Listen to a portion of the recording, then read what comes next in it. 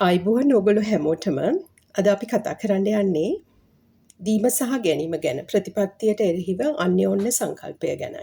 ඒ කියන්නේ give and take policy versus law of reciprocity කියන එක ගැන. ජීවිතය අනුව දීම සහ ගැනීමයි කියන එක පොදුවේ අපි කවුරුත් අහලා තියෙන දෙයක්. ඒ වගේම විශ්වාසත් කරනවා ඇති. මෙම ප්‍රතිපත්තිය පිළිබඳව මාගේ අවබෝධය හැටියට මම විශ්වාස කරන දේ මගේ ජීවිතයට මම ක්‍රියාත්මක කරනවා වගේම ඔබත් ඔබ විශ්වාස කරන හැටියට මේ දේ ගැන ජීවිතයට අදාළ කරගන්නවා වෙන්න පුළුවන්. කොහොම වුණත් ගොඩක් අය හැබැයි අර්ථය මොකද්ද මූලික මූලධර්ම මොනවාද කියලා දන්නේ නැති වෙන්න පුළුවන්. ඉතින් ඒකට යම්කිසි උදව්වක් වෙයි මේ වැඩසටහන කියලා මම හිතනවා.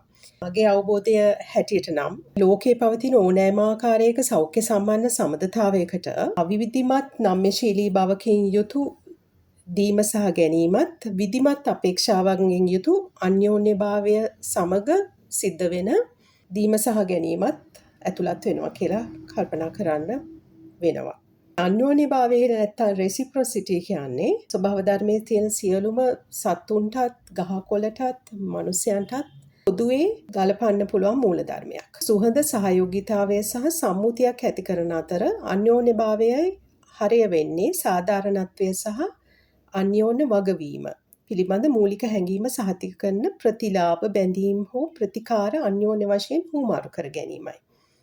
කොහොම වුණත් මිනිසුන් එක්ක ගනුදෙනු කරද්දී මිනිස්සු කීර්තිය සහ සමාජ සම්මතයන් ඇතුළත් ගණනය කරන විදිහට තමයි අන්‍යෝන්‍ය සම්බන්ධතා සිද්ධ වෙන්නේ. වගේම කොන්දේසි සහිතව තමයි සිද්ධ වෙන්නේ. උදාහරණයක් ගත්තම පරිණාමීය ජීව විද්‍යාව යෝජනා කරන්නේ කෙනෙක් ත්‍යාගශීලී වෙන්නේ සමහර විට එයාට තව කෙනෙක් පස්සේ උදව් කරයි කියන අදහසින් කියලා. මේකේ මූලික අදහස නම් මම ඔබට උදව් කරනවා වෙන කෙනෙක් මට උදව් කරයි. කවදා හෝ කියන එක අදහසින්.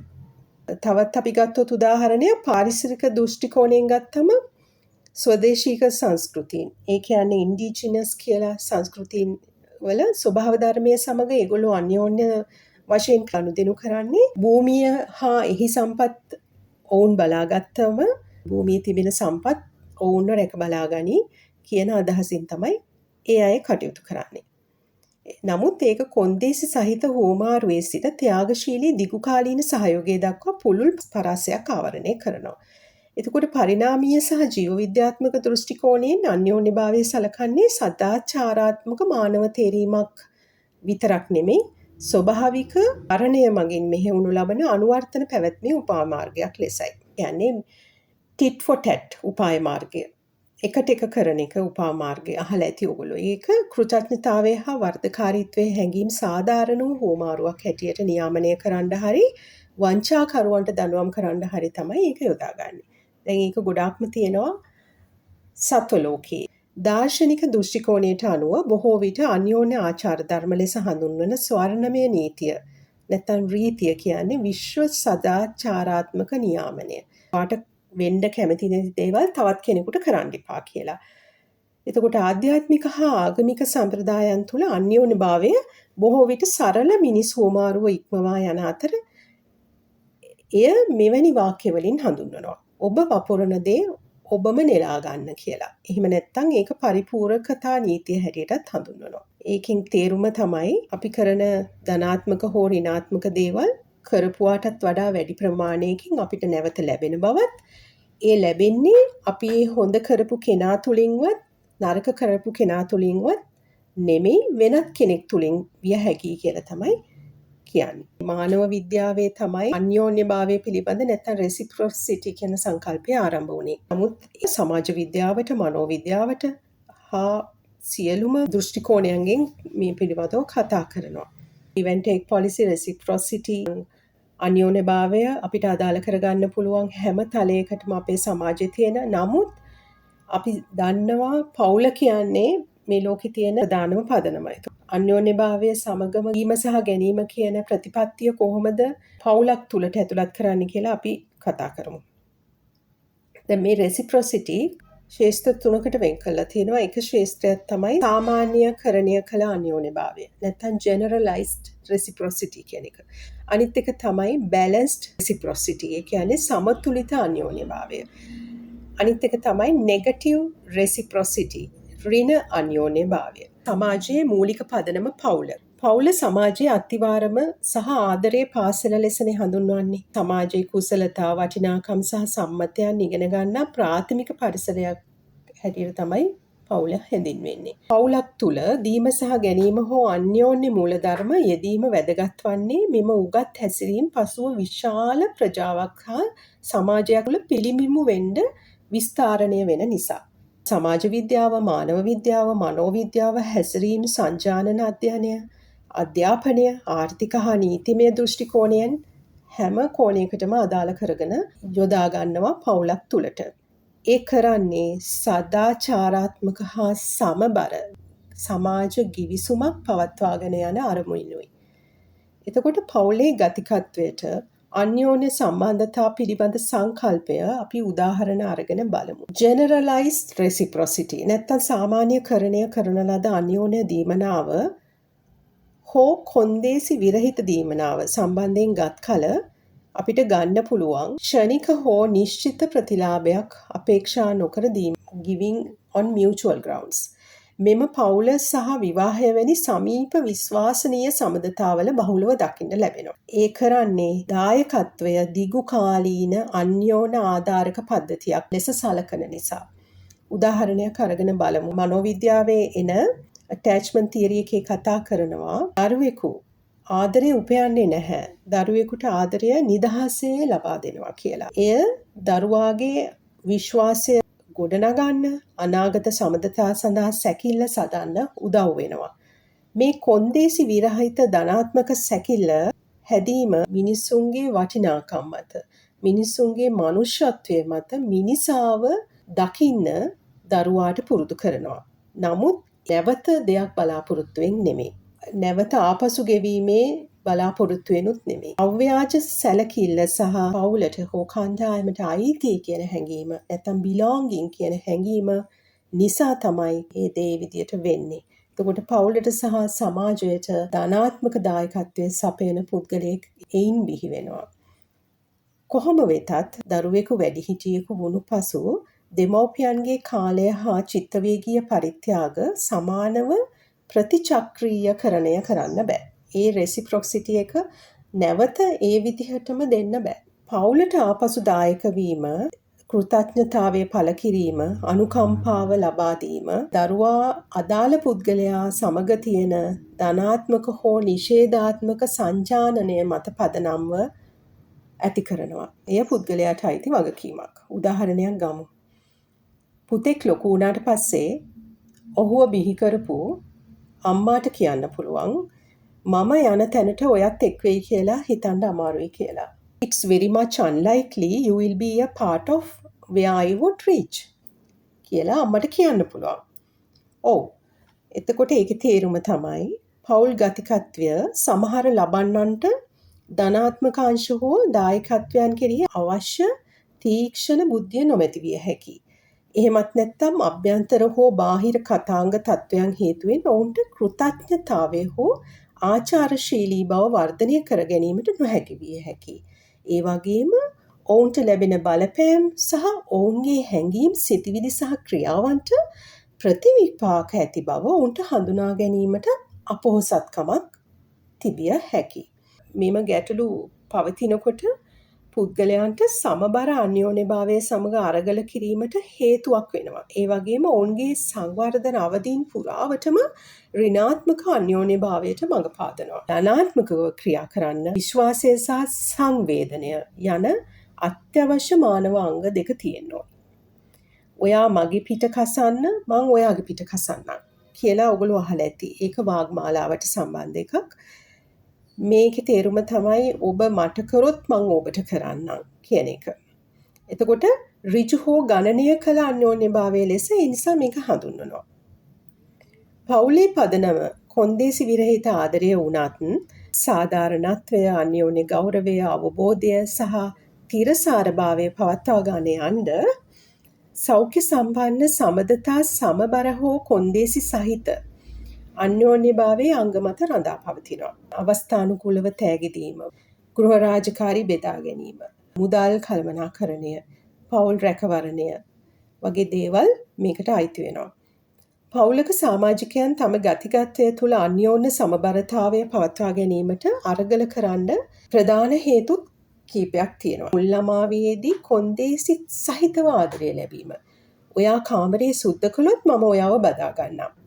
එතකොට ආදරය කියන්නේ ගනුදෙනුවක් මිසක් නිදහසේ දෙන දෙයක් නෙමෙයි කියලා දරුවා ඉගෙන ගන්නවා.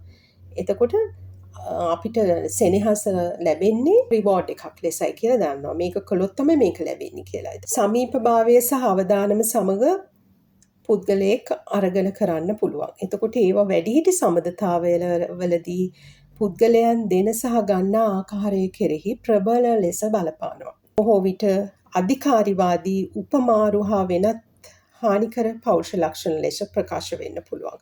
ඒ කියන්නේ ඔතොරිටේරියන්, මැනිපුලේටිව් කියන ලක්ෂණ පුද්ගලයාගෙන් ලැබෙන්න පුළුවන්. ඒ වගේම තමයි සංජානන ඌනතාවයන්. සංජානන ඌනතාවයන් කියන්නේ cognitive deficits. ධනාත්මක ආකාරයකින් අන්‍යෝන්‍ය සහයෝගය ප්‍රගුණ කිරීමේදී සැලකිය යුතු ලෙස අසාර්ථක වීමට cognitive deficits හේතු වෙන්න පුළුවන්. මොලේ හෝමෝන වල රසායනික ප්‍රතික්‍රියාවන් වල එතකොට නියුරෝට්‍රාන්ස්මීටර්ස් වල තියෙන අඩුපාඩුකම් සංජානනය විකෘති කරනවා පුද්ගලයෙක්ගේ. එතකොට සංජානන ඌනතාවයන් තිබුණොත් ධනාත්මක ආකාරයෙන් දේවල් ගැන හිතන්න, සෝෂල් නෝම්ස් ගැන හිතන්න බැරි බවක් ඇති වෙන්න පුළුවන්. මෙය පුද්ගලිකවට විශ්වාස කිරීමට, ස්වයං දැනුවත් භාවයට හැඟීම් නියාමනය කිරීමට සහ සමාජ ඉඟි තේරුම් ගැනීමට ඇති හැකියාවට බාධා කරනවා. මේ සියල්ල සමබර දීමේ හා ගැනීමේ සම්බන්ධතාවයකට අවශ්‍ය කාරණා. ඒවා පුද්ගලයෙකින් ගිලිහී යනවා. ඒ වගේම තමයි සංස්කෘතික හෝ හැදී වැඩුණු ආකාරය අනුව ඇතිවෙන වෙනස්කම් තියෙන්න පුළුවන්. ඒ කියන්නේ පෞල් පරිසරවල හැදුණු විදිය, උපන්දින සැමරුවේ නැහැ, ඇනිවර්සරි සැමරුවේ නැහැ, අපිව දන්නේ නැහැ. එහෙනම් ඕවා බොරු වැඩ කියලා කියන්න පුළුවන්. ඒ වගේම තමයි සෝෂලයිසේෂන්, නැත්නම් සමාජගත වීමක් හෝ අත්දැකීම් නොමැතිකම. ගැඹුරින් මුල් බැසගත් විශ්වාසයන් සහ හැසිරීම් ආදිය නිසාද අභියෝග ඇතිවිය හැකියි. මූල්‍ය දුෂ්කරතා හෝ ජීවිත සංක්‍රාන්ති වැනි දේවල් තියෙන්න පුළුවන්. බාහිර ආතතීන් හැටියට මේ ගතිකතාවයන් නිසා සෞඛ්‍ය සම්පන්න අන්‍යෝන්‍ය සම්බන්ධතා සමෘද්ධිමත් විය නොහැකි චක්‍රයක් පවත්වාගෙන යන ලෙසට පුද්ගලයාට බලපානවා. තීරණාත්මක චිත්තවේගීය කුසලතා වර්ධනයට එහිඳ අහිතකර බලපෑමක් වෙන්න පුළුවන්. සමාජිකයෝ බොහෝ විට චිත්තවේගීය නියාමනය කිරීමේ අරගලයක යෙදෙන්න පුළුවන්. ඒ කියන්නේ ඉමෝෂනල් රෙගියුලේෂන් වලට බලපානවා. එතකොට එහෙම වුණාම අමනාපය කළමනාකරණය කරගන්න බැරුව ඒවා නිදන්ගත වෙලා දීර්ඝ කාලයක් තිස්සේ අමනාපකම් පවත්වා ගන්න ඔවුන්ට බලපානවා. එහි ප්‍රතිඵලයක් හැටියට ඔවුන් බොහෝ විට එකිනෙකා කෙරෙහි සංවේදනය සහ අනුකම්පාව වර්ධනය කරගන්න අසමත් වෙනවා. මෙම චිත්තවේගීය හිඟය අනික් අතට නිවේදන කුසලතා හා මුහුණ දීමේ යාන්ත්‍රණයන්ට දැඩි ලෙස බලපානවා. එය තරගකාරී මානසික තත්ත්වයක් වර්ධනය වීමට වෙනත් අයගේ පවුල්, තමා හා තමාගේ පවුලේ සමාජිකයන් සමග සංසන්දනය කිරීමේ ප්‍රවණතාවයකට හේතු වෙනවා. මෙම හැසිරීම් ගොඩක් වෙලාවට පුද්ගලයන් අනිසි ලෙස භාවිතා කිරීම සහ අවසානයේ සම්බන්ධතා බිඳවැටීමටත් හේතු වෙනවා. මෙම චක්‍රය පවුල් ඒකකය තුළ සැලකිය යුතු ලෙස චිත්තවේගීය හා ශාරීරික දුරස්ථභාවයකට මඟ පාදනවා. මෙම දුරස්ථභාවය ප්‍රකාශ වන්නේ සමාජිකයන්ගේ අත්‍යවශ්‍ය චිත්තවේගීය සහයෝගය, ප්‍රශංසාව හෝ කටයුතු වලට උපකාර ලබා නොදීම, ඒ වගේම වෙනත් අය උපකාර ලබා දීමෙන් වැළැක්වීම හෝ අවහිර කිරීමත් සිද්ධ වෙන්න පුළුවන්. එතකොට මනෝවිද්‍යාත්මක දෘෂ්ටි කෝණයෙන් අපිට බැලුවම කුඩා කල සිට පුද්ගලයෙකු තුළ ඇතිවන අමනාපය, ලැජ්ජාව ඉතා පහසුවෙන් ඔවුන්ගේ ජීවිතයේ ආසන්නතම පුද්ගලයා හෝ පුද්ගලයන් වෙත ප්‍රක්ෂේපණය කරනවා. අපි කියන්නේ ප්‍රොජෙක්ට් කරනවා කියලා. එමගින් පවුල තුළ හෝ සමාජ ගතිකත්වය තුළ සෞඛ්‍ය සම්පන්න සමතුලිතතාවය හෝ සාමාන්‍යකරණය වූ අන්‍යෝන්‍ය සම්බන්ධතාවය සැලකිය යුතු ලෙස කඩාකප්පල් වෙනවා. ඒ කියන්නේ බැලන්ස් රෙසිප්‍රොසිටි කඩාකප්පල් වෙනවා. උදාහරණයක් ගත්තොත් පුද්ගලයෙකුගේ අතීතයේ ඇති වූ වේදනාවන්, පැන නගින කෝපය, වෙච්ච ලැජ්ජාවීම්, අවමාන, හානියට වගකිව යුතු නැති පුද්ගලයෙක් හෝ පුද්ගලයන් වෙත ඉලක්ක විය හැකියි. මෙය දැඩි අසමතුලිත පරිසරයක් නිර්මාණය කරනවා. එහිදී වින්දිතයන්ට අසාධාරණ ලෙස සලකනු ලබනු බවක් දැනෙන්න ලැබෙනවා. ප්‍රතික්‍රියාශීලී ප්‍රතිචාරයක් ලෙස ඔවුනුත් අමනාපයක් යොමු කරන්න පුළුවන්. එතකොට මෙය එකිනෙකා සමග අන්‍යෝන්‍ය ඉවත්වීමේ සහ බලාපොරොත්තු සුන්වීමේ විෂම චක්‍රයක් නිර්මාණය කරනවා. එය ඍණාත්මක අන්‍යෝන්‍ය භාවයට මඟ පාදනවා. ඒ කියන්නේ නෙගටිව් රෙසිප්‍රොසිටි වලට මඟ පාදනවා. හානිකර ක්‍රියාවකට සමාන හානිකර ක්‍රියාවකින් ප්‍රතිචාර දක්වන්න පෙළඹෙන නිසා බොහෝ විට පලිගැනීම් හෝ දඬුවම් කිරීමේ ස්වරූපයෙන් ඒ වගේම නැවත අපහාස කිරීම, නොසලකා හැරීම හෝ හානි කිරීම වගේ දේවල් වලින් මේවා පිට වෙන්න පුළුවන්. විවාහය සහ පවුල නීති පද්ධතියේ කේන්ද්‍රීය වන අතර විවාහ ගිවිසුම් වලට අදාළ නීතිමය අයිතිවාසිකම් සහ වගකීම් නිර්වචනය කරනවා. මානව විද්‍යාත්මක දෘෂ්ටි කෝණයෙන් විවාහ නීති සහ සංස්කෘතික විශ්වාසයන් පවුල් ජීවිතය හැඩගස්වන ආකාරය පරීක්ෂා කරලා තියෙනවා. දෑවැද්ද සහ කුලය සම්බන්ධව කොහොමද ඍණාත්මක අන්‍යෝන්‍යභාවය බැඳිලා තියෙන්නේ කියලා කතා කරලා තියෙනවා. මිනිස්සුන්ට සහ පෞල් ගතිකත්වයට ඒ නිසා කොහොමද බලපාන්නේ කියලා මේ දෘෂ්ටි කෝණය ආමන්ත්‍රණය කර තිබෙනවා. අසමාන හුවමාරුව මානව ගරුත්වයට අවප්‍රමාණය කළ හැකි ආකාරය ඉස්මතු කරනවා. හියුමැනිටි ඩිවැලියු කරන හැටි ඉස්මතු කරලා තියෙනවා. ගනුදෙනුවක් හැටියට වෙද්දී. ඉල්ලුම් කරන පාර්ශවය බොහෝ විට සම්බන්ධ වන පුද්ගලයාගේ යහපැවැත්ම සහ සිදුවන හානිය සඳහා වගවීම නොසලකා ලාභය උපරිම ලබා ගන්නවා කියලා තමයි කියන්නේ. අපි උදාහරණයක් ගමු.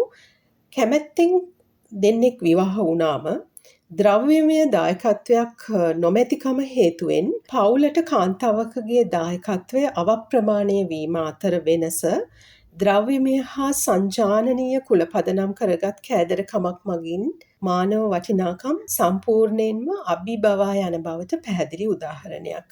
එහිදී කාන්තාව මිලදී ගත හැකි වත්කමක් ලෙස සලකනු ලබනවා. පැවැත්ම හරහා මිනිස් ජීවිතවලට සහ පවුල් ව්‍යුහයන්ට ගැඹුරින් බලපාන විවාහ පොරොන්දු උල්ලංඝනය කිරීම බරපතල හානි සහ ගැටුම් වලට තුඩු දෙනවා.